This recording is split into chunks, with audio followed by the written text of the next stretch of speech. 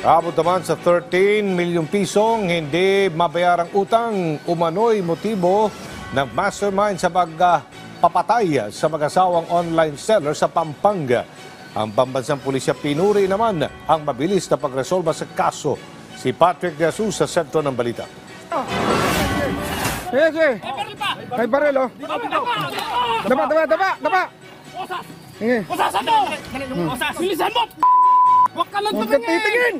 Sunod-sunod na naaresto ang mga sospek sa pagpatay sa mag-asawang online seller.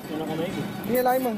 October 4 nang mapatay sa pananambang ang mag-asawang Arvin at Lerma Lulu sa Mexico, Pampanga, habang nakaligtas ang 6 na taong gulang nilang anak at kasamang kamag-anak sa magkakahiwalay na operasyon mula noong Biyernes.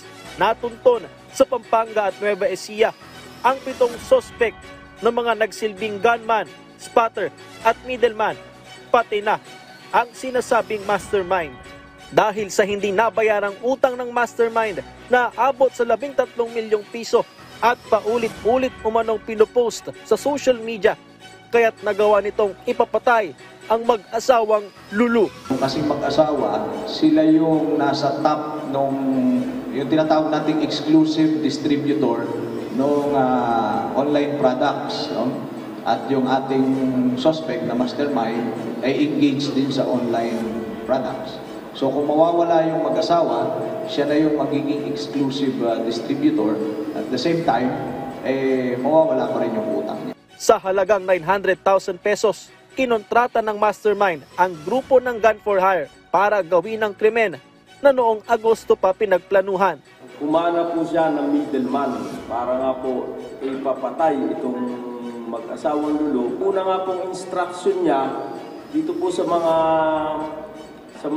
gun for hire na ito is pasukin na po yung bahay ng mag-asawang Lulu, kuhanin po yung cheque na talbog na inisyu niya na worth 13 million, and then pati po yung 2 cellphone kailangan daw po makuha. But unfortunately, based po sa revelation po ng gunman, hindi po obra, mahirap. Kaya ang ginawa po nila is binuntutan na lang po nila ito dito sa may SM, and then doon nga po sa Mexico, doon na po nila sinagawa yung karumal-dumal na po. Ninong pa ang mastermind ng anak ng mga mag-asawang biktima. Ibig sabihin, magkumari sila, magkakaibigan sila. So, siguro po, gawa nga po ng utang, doon po humantong. Pero talagang magkakilala po sila. Nakuha mula sa mga sospek ang iba't ibang klase ng armas, granada at espada. Na-recover din ang helmet at mga damit na ginamit umano ng mga sospek sa pamaril.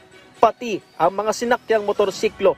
Notorious na gun for hire ang grupo sa Central Luzon na dati nang nasangkot sa 12 murder case.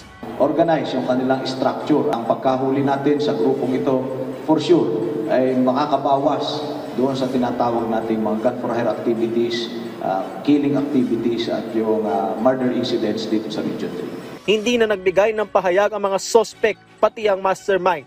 Kasong 2 counts of murder ang isasampa laban sa kanila at illegal possession of firearms and explosives. Kasama rin sa iimbestigahan ang asawa ng mastermind. Pinuri naman ni PNP Chief Police General Romel Marbil ang mabilis sa pagresolba ng PRO3 sa kaso na itinuturing ng case solved. Patunay anya ito na hindi pinalalagpas ng pulisya ang mga kriminal.